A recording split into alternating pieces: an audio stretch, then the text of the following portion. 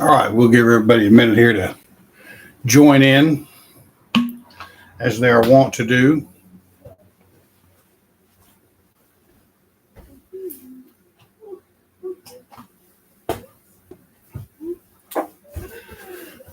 So one of the things we're going to talk about is a little project I've been working on, actually two projects.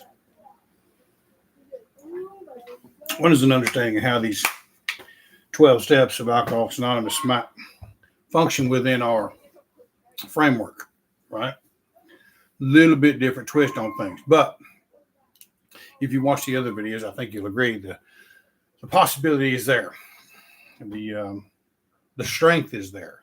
All of the things we need to get out of it, because let's face it, a lot of people come into these kind of situations with these heathen things, and it's like the bonds are cut off, and they can drink and be manly men and Vikings and just generally be dickheads. See it a lot on the internet, people that talk a lot of smack. I got back on Facebook the other day, and I was immediately faced with several people that I really just didn't care for. Mostly frauds, mostly absolute frauds. And I'm going to read something tonight that's going to go over some of that. I'm going to preface it by saying there was one in particular that I just found myself, I absolutely cannot stand this guy. Just talks a huge game, right? Can't stand him. Runs his mouth. Willing to curse somebody else. Scrawny runt. Little beard. Thinks he's a farmer. Can't stand the guy. So I'm looking through it and I realize that's getting in your way, Bryan. Could not care if this guy lived or died. But I got to looking, and one of the things I always talk about is that one of the roles, responsibilities of a man, being a man, is creating an environment where your wife can thrive. And I will tell you that my hat is off to him for having done that. So now I've got something that, well, he might be kind of a braggart, but guess who else is? Right? Huh. Well, that sucks. Now I got to take an honest appraisal of everything. Now I got to take a real good look at what all that means. And then kind of understand that might not be such a bad guy after all. Because he clearly understands his roles and responsibilities as a spouse. In today's world, that counts. That doesn't mean I'm going to like the guy or be buddy-buddy with him, but hell, who knows? But by the same token, all of these things that we talk about, all the things in the have them all, we got to look at and understand. And here I am. My immediate in-depth structure is, well, I don't like that guy. He's a damn wannabe. Scrawny brat. He couldn't do anything. He wouldn't make a pimple on a bad man's ass yet. There he is talking shit. And then you look at it and you realize this guy's done a good job. And I can't discount that. This guy has been the same the entire time. And he's probably quite a bit like me. Son of a bitch. Now I got some work to do, don't I? Right? So that's one of the things we got to realize is that we don't ever get to stop. We don't get to a certain point and then decide, well, you know what? I'm going to decide that Freya and Frigga are really the same. And I'm going to make this argument and let's see if I can diminish something about the divine feminine and how women participate in this plan. And we'll just make them the same. Such ignorance astounds the imagination. No deep thought is put into such a thing. No understanding of anthropological evidence or even the basic concepts of mythology. Even a cursory examination of Joseph Campbell will expand and expound upon these things to the point that you're like, oh, okay, that is a foolish idea. But we have to start working with something, and for all of us that show up here, it's a call to adventure. I'm very fond of the hero's journey as Joseph Campbell outlines it. Right? So what does that look like? What is the actual undertaking consist of? Well, I'm going to read a little bit of this tonight that I wrote. It's an excerpt. I released it on my Patreon the other night. And if you haven't joined it, you probably should, because there's as much information and different information on there as there is on here, including books and everything else. So for the cost of the Patreon, you get access to several of my books that I've published, as well as many videos as I've done on YouTube on there. Everybody starts out, and I've talked about it a lot, and I've said it several times. King Gylfi and Lear, these two individuals that start at the beginning of the Prose Edda, are powerful representations of us. So this one here, this first chapter, I'm not going to read the introduction. I've done that, and I've expanded and expounded upon it and added that. That's also on my Patreon. You're more than welcome to read it there. But there's no better place to begin an adventure than from the beginning, right? And this is exactly how the poetic and the prose eddas begin, with a loss and a journey. Now, I want you to bear in mind that it is quite possible such tales as these with similar elements in them are repeated across time and geography, that of a journey. And as I go further through the book, I'm going to document several of them, right? To be beckoned or to call forth or to be driven by pain.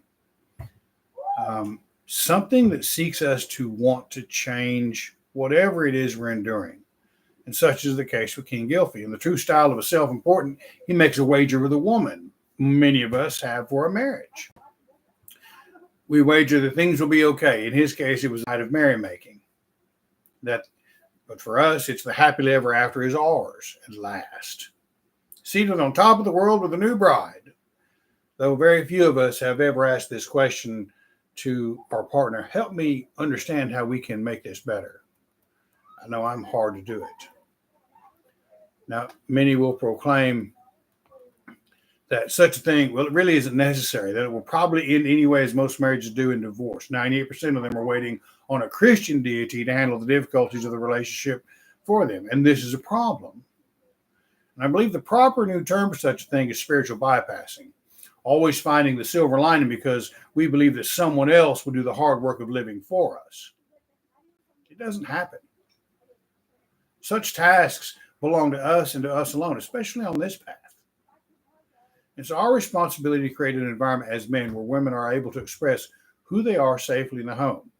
Now, this is not to advocate for abuse or treachery.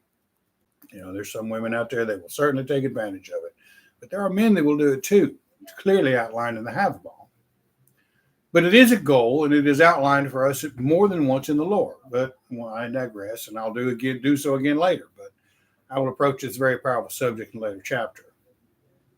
Back to the call to adventure. The list of heroes and gods that have answered the call spans time and geography from prehistory unto today. But for our purposes, we shall deal with but a few. As I previously stated, at the beginning of the Prose Edda, we have two men, both of whom are wise and skilled in magic. Now, we have to ask ourselves why a skill in magic might be one of the most prominent attributes of both these men. Well, it stems from the concept that because I say it, it is so. This is probably the most perfect display of a man's ego, as we might see. To have power without the earning of it. To seek glory without working for it. In today's world, the term most often associated with such thought patterns is narcissistic, at least in the textbooks of the educated. Now, they could also be considered as having a type of Machiavellian attribute, that is, the manipulation of words for short-term gain, irregardless of others. Suffice it to say, like the majority of people struggling today, they both have a lot to learn, even though they're prominent in their positions, much as we like to consider ourselves prominent in what we do, right? Our job. They lack the proper tools to interact with the framework of life that surrounds them, but they do answer the call. Unbeknownst to them, the Aesir know this, so they watch as these men attempt to sneak into the heavens by the way of the snake, the crooked path, the easiest route, one that's not too much trouble, in disguise, so they won't be embarrassed, only to be greeted by sights and sounds they are not prepared for. The challenge of remaining on task and in focus becomes much more serious than they might have assumed. Lear is met with a great banquet hall, and into it a procession of great swords so bright that they shine of their own accord. A powerful image, to be sure. Imagine a powerful image of the very phallic symbol of masculinity shining of its own accord. This is a big hint as to what we could become if we were capable of joining such a crowd. Imagine if the very essence of who you are is thoroughly infused with wisdom, competence, and kindness. The type that inspires others to want to believe that they are capable of such things as well. Now consider how much the skill and magic pales in comparison to the world-changing power of inspiring others.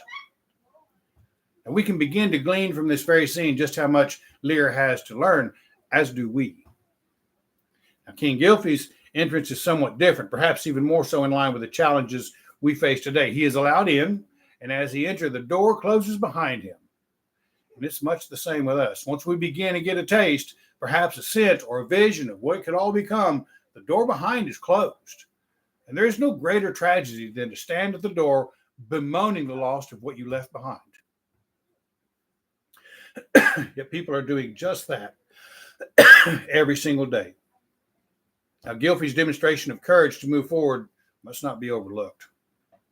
He is beset by scenes of a man juggling 7 anlaces, a type of sword, at once.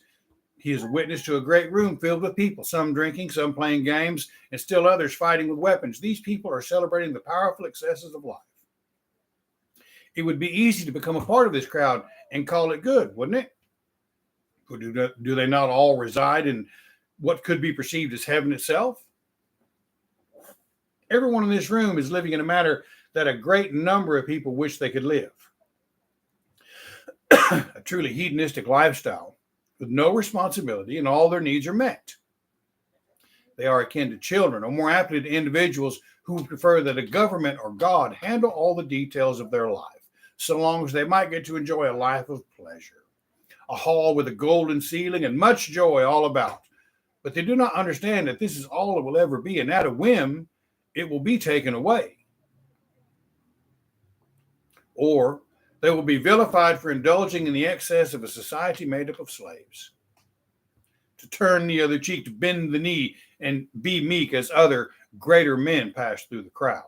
A temptation, to be sure, to a man who has lost half his stuff for a night of merrymaking, or a college student who has never had to produce, or a weak man who cannot say no unless it is an emotional response, or a woman who has repeatedly thrown herself into the role of concubine, the drug addict, the alcoholic, the voracious and morally reprehensible attitudes towards sexual indulgence, all of which are fully invested in the idea of, if it feels good, do it. If it feels real good, do it a lot.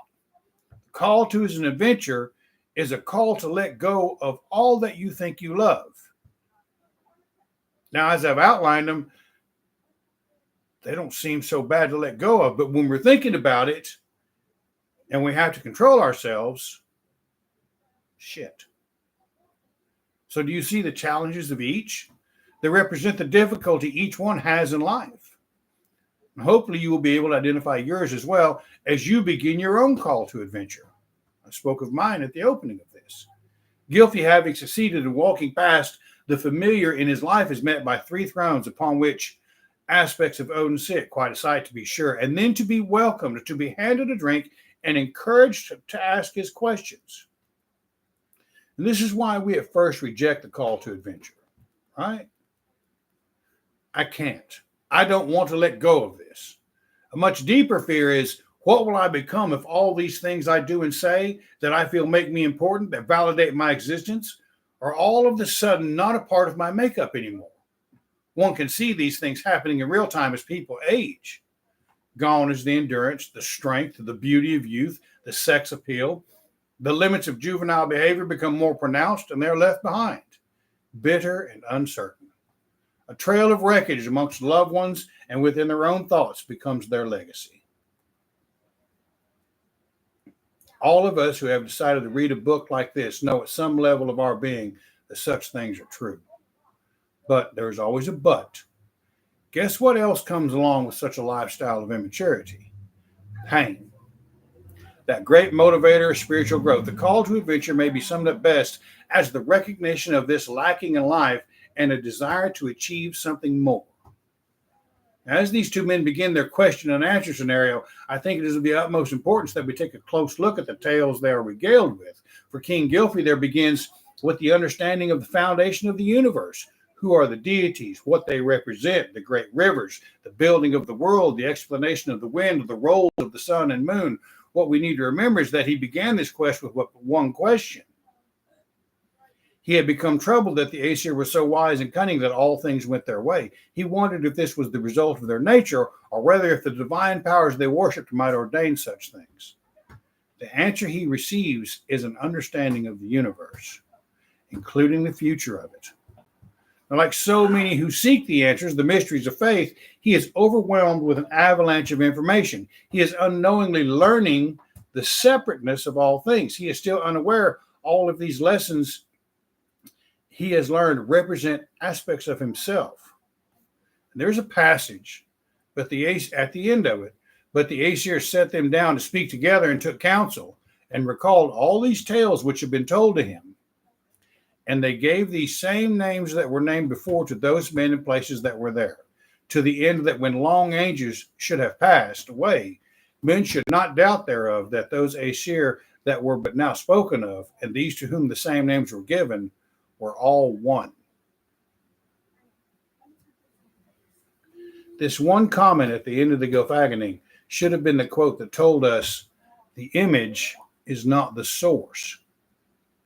As with most mythologies and ancient faiths, we are still relying upon the Abrahamic religion to believe that the image is the source. In all ancient tales, the image is but a mask we can understand for the energies that shape the universe. Hence, all of the synchronicities in mythologies around the world. Now, that is all fine and dandy, but what use are we to make of all these things? What tool might I be able to put to use in my life now that I know all these fine concepts? And I would submit to you that the idea we find here is also repeated in Hinduism and Buddhism and several other religions or spiritualities, if you prefer. That is the idea of pain that originates from separateness. We have gone to great lengths to create unique and independent personalities. We have separated ourselves from the very world we live in. And as Joseph Campbell has pointed out, whenever a tribe moved into an area, the first thing they did was to incorporate themselves into the area in which they lived. Think of the specialization of the plains tribes, river tribes, those that lived upon the ocean or into the jungle. They were a part of that ecosystem. We are not. We shape the land as we please, as is needed to feed the world, but we have extrapolated to include other people as well. We lack the ability to be guided by the stars, to know the seasons of planting and harvest, what name to call the wind or what it brings. We no longer have a tribe in which we might know the people around us. Our isolation and uniqueness have separated us from the entirety of the world. The implementation of social media has further isolated us from each other, and we are alone, divided and separated. So the tool in question is to be that person who is generous and hospitable, right? Find the commonalities, just like I discussed at the opening, with whomever you are working with or just visiting. Understand that everyone is going through something. Recognize that the thing which is ugliest in a person may well be that which you dislike the most about yourself. Now, the best example of this is when Freya calls forth Heindla in the Heimdallr. Freya beckons Heindla from under a literal rock, a lowly being, a Jotun, a giant, nowhere near to the caliber of divine feminine that Freya is, but Freya calls her forth as a sister. She suffers the insults, the negative comments, and eventually the curse hurled at her. Her replies are simple, matter of fact, not overcome by anger. It takes a very strong individual to let such things pass off like water off of a duck's back, but she does it in style. She knows who she is, and she understands that no comment by such a being will do a thing to change the energy of who she is, if we could all understand that. The very first principle of leadership is to know yourself and seek self-improvement. And there is no greater venue for this than an avenue of faith, which challenges to understand the fabric of reality, such as King Gylfi has been taught, and then to incorporate that knowledge into our very being, to bring ourselves back in line with these divine ideas that allows us to understand we are but a part of a greater whole. I had a strong belief once that we are able to get out of our own way with all the differences that we have been told make us more than someone else. We find the secret of what King Gylfi sought, that all things go their way because of their nature. I can assure you, I know all of these things, but for the life of me, some days it is very hard to accomplish. See, that work must continually be done. There's no resting on our laurels here. The manner in which we treat people, so on and so forth, is what the have 'em all is all about. The story is told and the lesson is given. Great thy gain if thou learnest. It is the final task undertaken by Gylfi that he begins to set a standard for himself and his community. It is said that he shared these teachings with everyone, and as a person begins to expand and expound upon such ideas, it becomes very important to try to live up to the professed standard. As a man that has failed that, I promise you, it cannot be understated. Now, back to the other type of man who receives his own brand of learning, Lear. The tales within the Skald's Karpamál have a different bend to them. Their teaching is aimed at a man who is skilled in dark magic. People who attempt for power not rightfully earned often lose their way in life. Their ego gets the best of them. What manner of divine teaching would be needed to guide a person who has what he believes to be power? Think of the most arrogant, focused individual you can think of. The type of person who is about one layer deep. If it is of no service to him or his goal or how great people might perceive him, well, it is worthless. Now, the tales he's told start off with the deception of Loki. Thiazi has tricked them and captured Loki in the process. Being the representative of the egocentric man, one who is selfish and self-centered, we see Loki strike a bargain with something that is not his to bargain with. By hook or by crook, he gets himself out of trouble. The tale is long and convoluted one, but it ends up with the death of Thiazi by the Aesir. He was given something that was not anyone's to give, but Loki was free. Ask any man in prison and he will tell you, so-and-so made a couple of comments to the authorities to save his own skin. See, but there was someone who loved Thiazi, his daughter Skadi. The lesson being that our actions, when self-serving, will always hurt others, including the ones we love. Now, this is no way to live. And there are people right now who every time they lay their head upon a pillow are forced by their own thoughts to relive these types of moments night after night, unless they decide not to sleep using methamphetamines or drink until they pass out or pain pills or any number of drugs that allow someone to negate the nightmarish process of review. The drug addiction continues, as does the litany of disappointing people time and time again. So we are given an example that was just as valid then as it is today. The story continues as Skadi straps on the accoutrements of war and she challenges the Aesir to claim her shield, that which is owed to her because of wrongdoing. Her father is placed in the heavens as a star. Loki is made a fool in an attempt to make her laugh, and she is offered a husband, but she may only look upon his feet. Seeing a beautiful pair of feet she believes must belong to Balder, she chooses. It is instead Njord, the god of the seas, the father of Frey and Freya. I suppose walking on all that sand must do wonders for the foot routine. They do indeed marry, but he longs for the ocean and she longs for the cold mountains, and it does not last. I suppose I should add in there that it represents the cycle of water from the frozen mountaintop flowing down the rivers to the ocean, up into the clouds. This is where Odin becomes involved, falling back down as rain and snow. She also makes a short-sighted decision for personal gain, as she was taught by her father, and it also causes her and the one she married pain. We get a glimpse that our attitudes are handed down. These instant gratification results for our benefit, no matter the damage to others, is the beginning of Lear's learning. The book continues on with the teaching that most benefits a skald, the wordsmith, a teaching of the kennings and what it means to call the energy of these beings by use of paraphrase.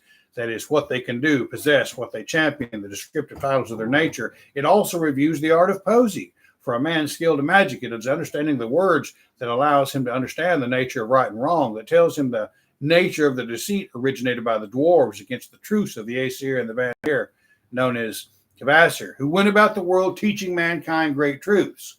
A white man with long flowing hair just happens to be the description of a deity known all along the length of Central and North America. Later on, he became known to us all as Quetzalcoatl, the feathered serpent. Again, I digress. The teachings also include tales of heroism, of great deeds, the further deceit of Loki, and how they should be relayed to men. How they should be relayed to men. It doesn't mean we get to see it and say, oh, well, it's really not that bad because I understand it. It's not how that works. He learns how to paraphrase the wind, the fire, the earth, and the sea. He learns of the foundations of the world and how they should be called, what to call men and women, their parts, their feelings and gods, gold and warfare. In the end, he is told of foreign gods beyond his measure of understanding, the idea of gods and more gods, how they measure kings, men, women, and lands. The lesson is much the same. All of these words will seem magnificent to the singer, the bard, and the writer. But to a man skilled in magic, he will understand that they're all one and the same, no matter how many different titles you place upon it. All of the examples of how the various bards, skalds, and kings speak of these things is insight into the differences we find among the tribes of Europe and beyond. If we extrapolate these synchronicities out into the world of Indo-European tribes that worship the thunder hurlers and gods of war and love, who have married the earth goddesses of the hearth, of the harvest and love, we learn to see how the energies have shaped all of these cultures with masks that can be understood by that culture.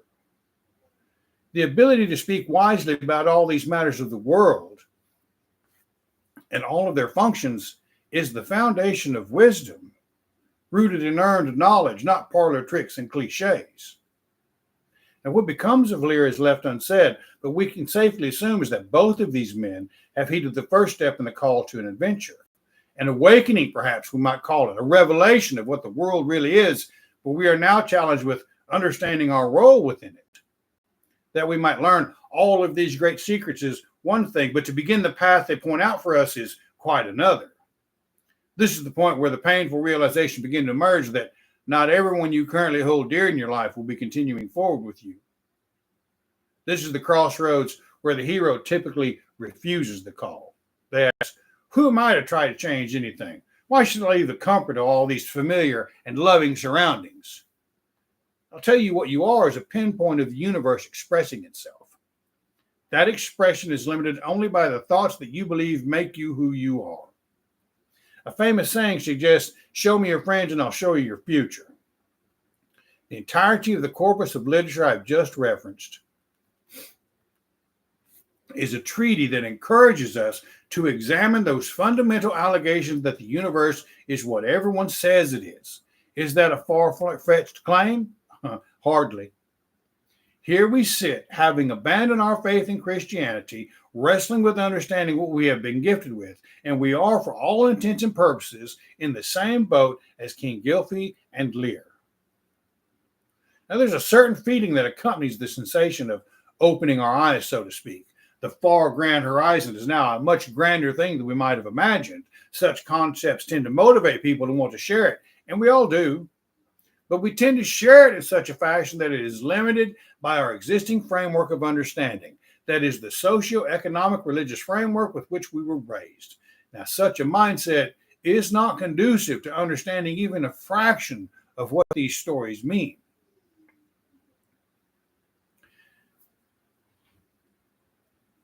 It means we have work to do.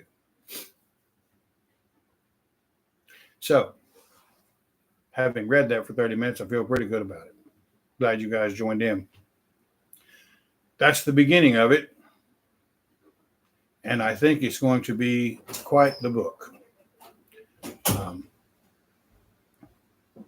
What we're forced to face with in that socioeconomic understanding is that the tools we possess, who we are, is nowhere near capable of achieving even a fraction of what these texts say we can achieve or accomplish.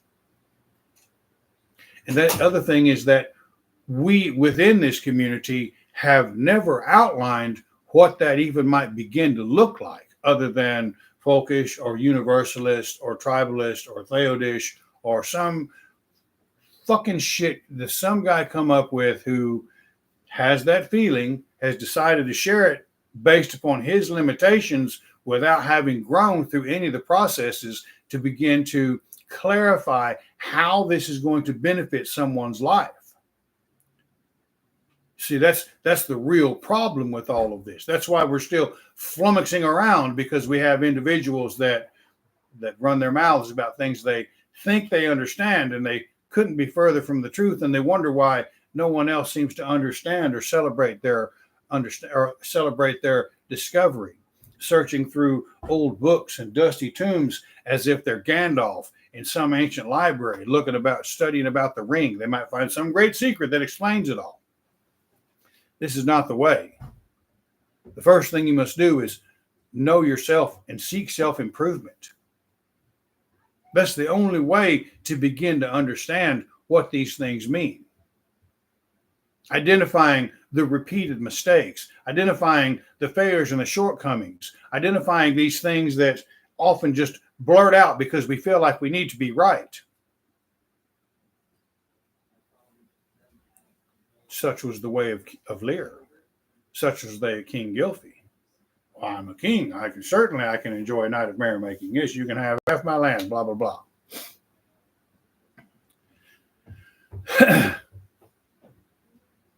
Shawnee's comment, people that say they are leaders parroting tools without actually putting them to use in their own lives. I would submit to you they're not even parroting the tools. I would submit to you that all they're doing is whatever populist idea happen to see on social media. Well, that must be the cool thing to talk about. Let me make something up and see what is said.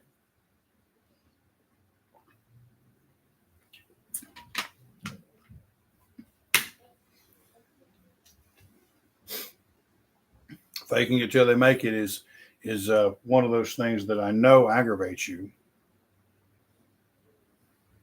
Right. I do too. I read an absolutely brilliant commentary about the current state of affairs from a woman on Substack that I thought was exceptional. If I can find it.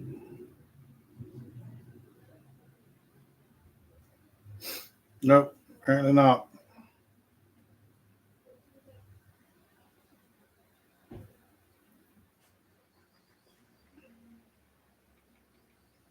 But maybe so. So, let's see here. She starts off with, that is a closed practice. It's Tina's Rune Shack. I think she has a channel here on YouTube. And I'm going to read this and give her full credit because what is said here is hers. A sentence I'm sure that everyone in the esoteric online world has heard at least once, usually being shrieked by a blue-haired, obese, and amorphous rainbow cultists approaching their next psychiatric episode.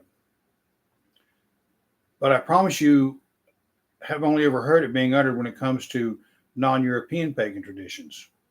What they mean to say with this 5-word sentence is that you just cannot claim to be of a practicing or certain esoteric tradition unless someone from that esoteric tradition brought you into it.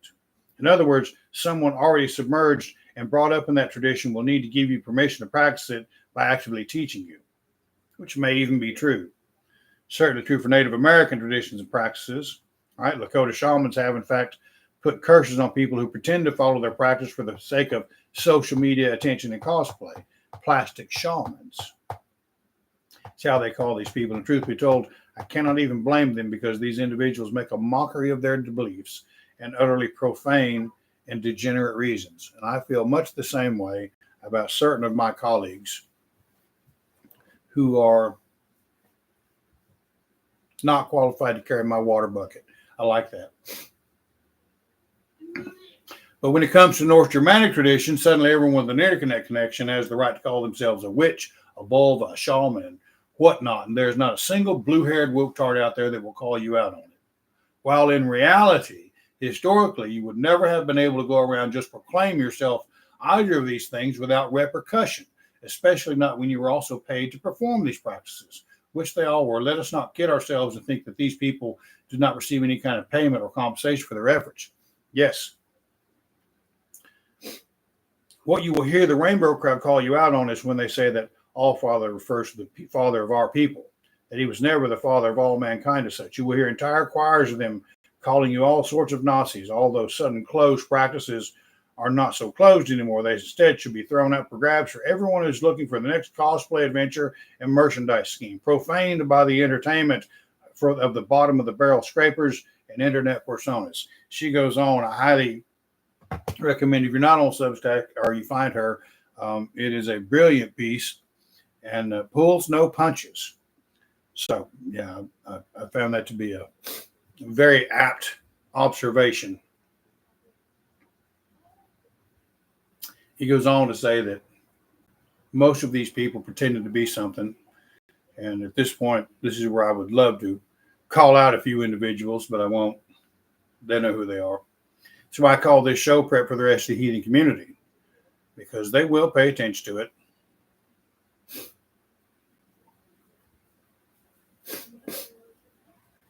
They will pay attention to it and they will go forward with it. So,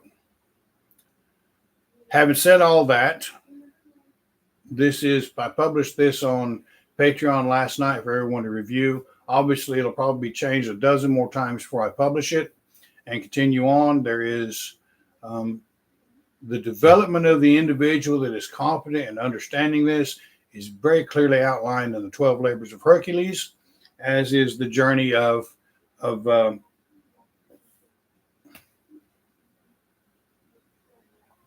mind just went blank.